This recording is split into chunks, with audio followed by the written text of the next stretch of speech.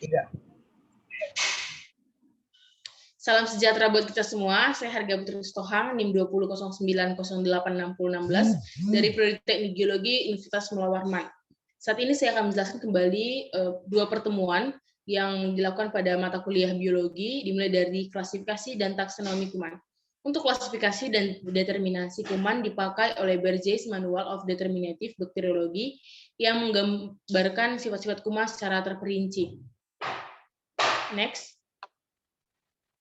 Dimulai dari kingdom, yaitu seluruh organisme dalam suatu kelompok terbesar. Kemudian ada divisio, yaitu sekelompok kelas yang berkerabat. Dan ada kelas, yaitu sekelompok ordo yang serupa. Ada ordo, yaitu sekelompok familia yang serupa dan biasanya berakhiran AS. Kemudian ada familia, yaitu sekelompok genus yang serupa dan biasanya berakhiran ACAE. Kemudian ada genus, yaitu sekelompok spesies yang serupa. Dan yang terakhir ada spesies, yaitu sekelompok organisme berkerabat dekat yang individu-individunya di dalam kelompok itu serupa. Dimulai dari kingdom, divisio, kelas, ordo, familia, genus, hingga spesies, di mana semakin ke bawah semakin banyak persamaannya. Klasifikasi dan taksonomi kuman. Klasifikasi adalah penataan teratur unit-unit ke dalam kelompok atau taksa, satuan yang lebih besar berdasarkan persamaan sifat organisme-organisme tersebut. Kemudian prokariota, contohnya prokariota di mana bersel tunggal atau uniselulur, dan contoh klasifikasinya sebagai berikut. Yang pertama, ada kingdom dengan kingdom prokariota, divisionya cyanobacteria, divisio 2-nya bakteria, ordonya Actinomycetales, dengan familia Mycobacteriaceae, dengan genus Mycobacterium, dan yang terakhir spesies yaitu Mycobacterium tuberculosis. Kemudian untuk contoh kedua, yaitu dengan kingdom prokariota, dengan divisio cyanobacteria, dengan divisio 2 bakteria, ordo Actinomycetales, familia Mycobacteriaceae, genus Mycobacterium, dan spesies Mycobacterium leprae. Pembeda antara contoh satu yang sebelumnya dengan contoh ini hanya berada pada memiliki spesies yang berbeda. Next. Nomenklatur atau pemberian nama. Sistem binomial name diajukan oleh Linnaeus pada tahun 1753. Nama kuman, nama genus, dan epithen specificum. Nama genus dimulai dengan huruf besar dan epitheta specificum ditulis dengan huruf kecil. Misalnya Staphylococcus aureus, di mana S harus berukuran huruf besar.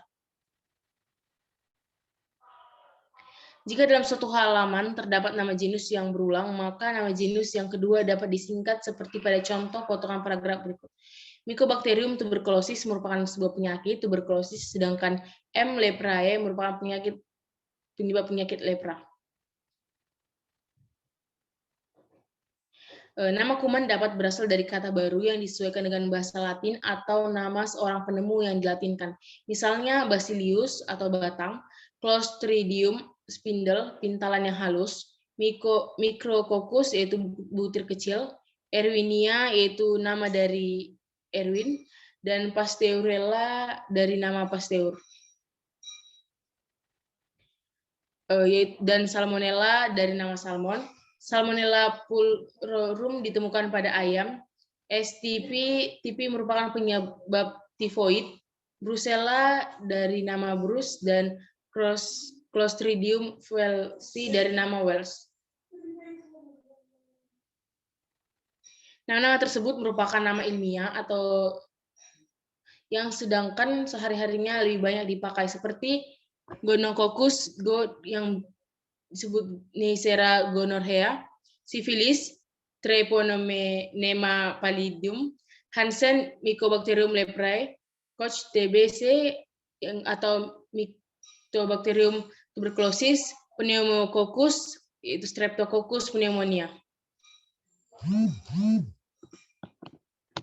Strain atau galur adalah biakan murni kuman tersusun dari kelompok kuman yang merupakan keturunan kuman dari suatu isolat. Misalnya Staphylococcus aureus strain Oxford.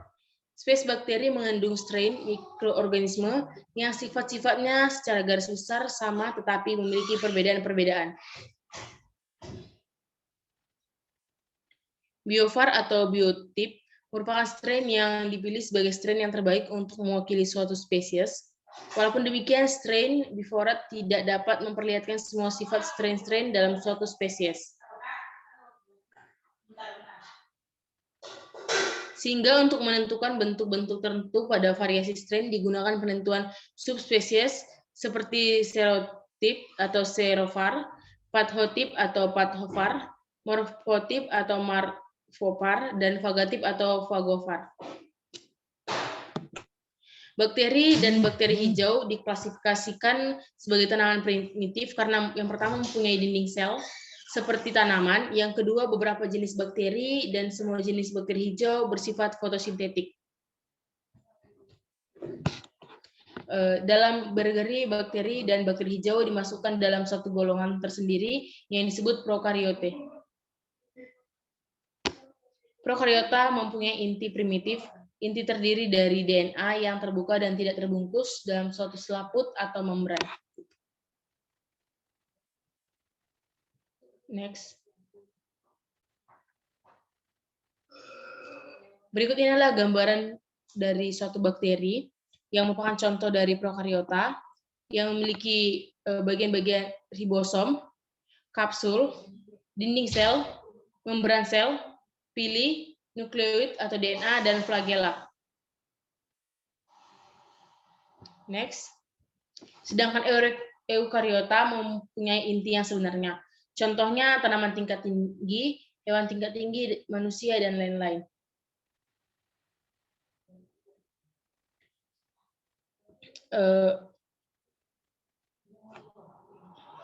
Contoh sel eukariota yaitu sel hewan, dimulai dari nukleus yaitu organel, membran ganda dan membrannya berpori yang berfungsi sebagai komando atau pengatur dalam suatu sel dan berperan dalam pengaturan aktivitas reproduksi sel. Kemudian ada ribosom yaitu organel yang tidak membran. Ribosom bebas tersuspensi dalam sitosol yang menghasilkan protein yang berfungsi dalam sitosol.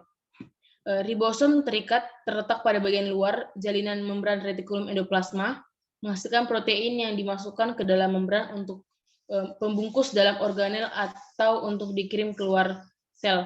Kemudian ada membran plasma, ada retikulum endoplasma, organel sel yang hanya ditemukan pada eukariota berupa tumpukan membran yang sering berhubungan dengan membran luar dan dari membran inti.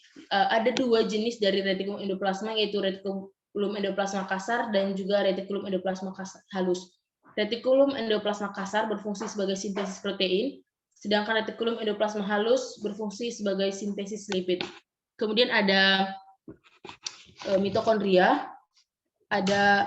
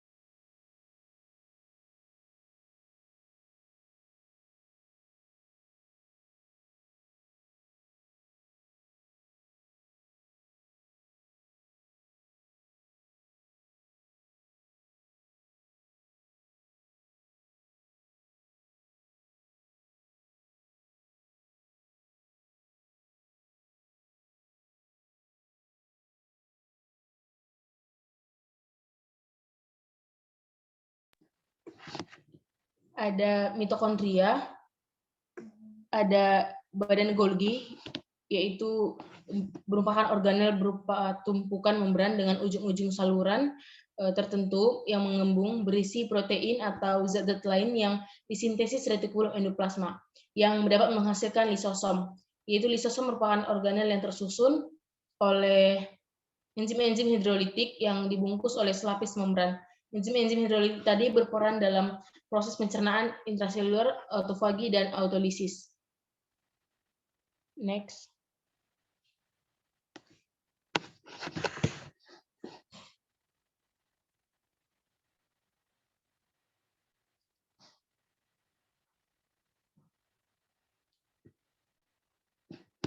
Eukariota.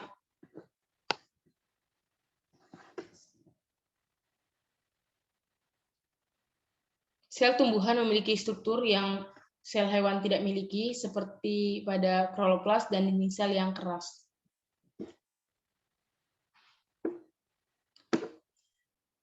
Berikut adalah gambar dari sel tumbuhan.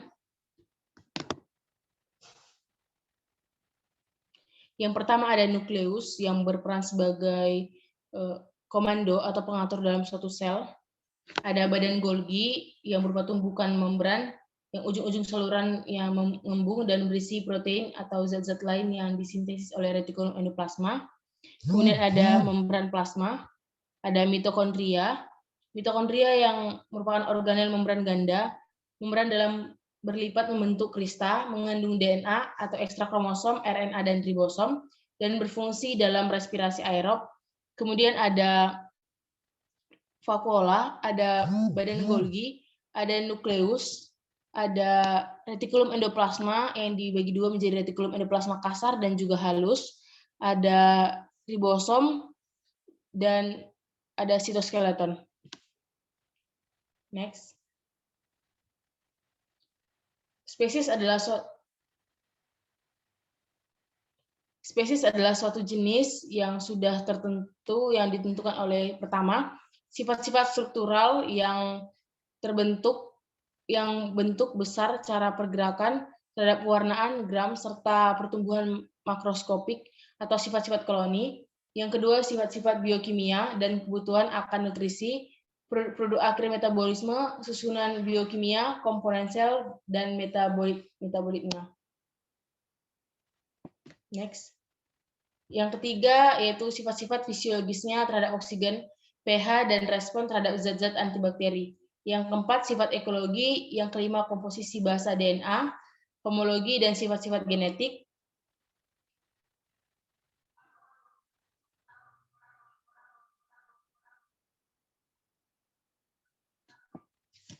Pembeda antara sel hewan dan sel tumbuhan, yaitu di mana sel tumbuhan tidak memiliki lisosom dan juga sentriol, dan sel hewan tidak memiliki dinding sel, plastida, vakuola, dan vakuola sentral. Beberapa perbedaan prokariota dan eukariota, di mana prokariota memiliki ukuran sel yang lebih kecil dari 5 mikrometer dan relatif sederhana, tidak memiliki nukleus, dan eukariota memiliki ukuran sel yang lebih besar dari 10 mikrometer, sel yang kompleks dengan berbagai macam organel dan memiliki nukleus.